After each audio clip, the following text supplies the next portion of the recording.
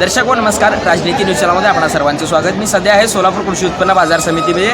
मागच्या आठवड्यापेक्षाही सोलापूर कृषी उत्पन्न बाजार समितीमध्ये यंदा जी या आठवड्यात जी आहे ती आवक, कांद्याची आवक जी आहे ती एकंदरीत त्या ठिकाणी घटल्याचं बोललं जात आहे। आपण जर बघत असाल तर सोलापूर कृषी उत्पन्न बाजार समितीमध्ये कांद्याची आवक जी आहे ती मागच्या आठवड्यापेक्षा यंदाच्या आठवड्यात या ठिकाणी आवक जी आहे ती घटलेली आहे। एकंदरीत आज या ठिकाणी 305 गाड्यांची आवक, कांद्यांची आवक जी आहे ती सोलापूर कृषी उत्पन्न बाजार समितीमध्ये या ठिकाणी झालेली आहे।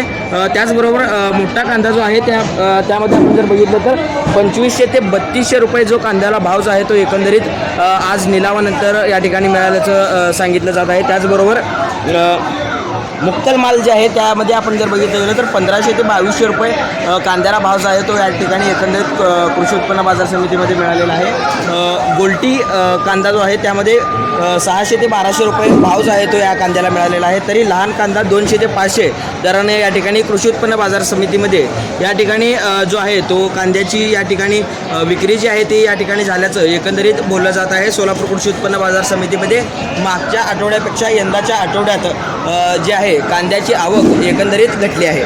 मागच्या आठवड्यापेक्षा यंदाच्या आठवड्यात जी आहे कांद्याची आवक ही घटली आहे। त्यानंतर सध्या निलाव जो आहे तो या ठिकाणी पार पडलेला आहे। त्यानंतर माथाडी कामगारांच्या वतीनं या ठिकाणी कांदा जो आहे तो कांदा या ठिकाणी गाडीत भरल्याचं चित्र एकंदरीत या ठिकाणी आपल्याला पाहायला मिळत आहे।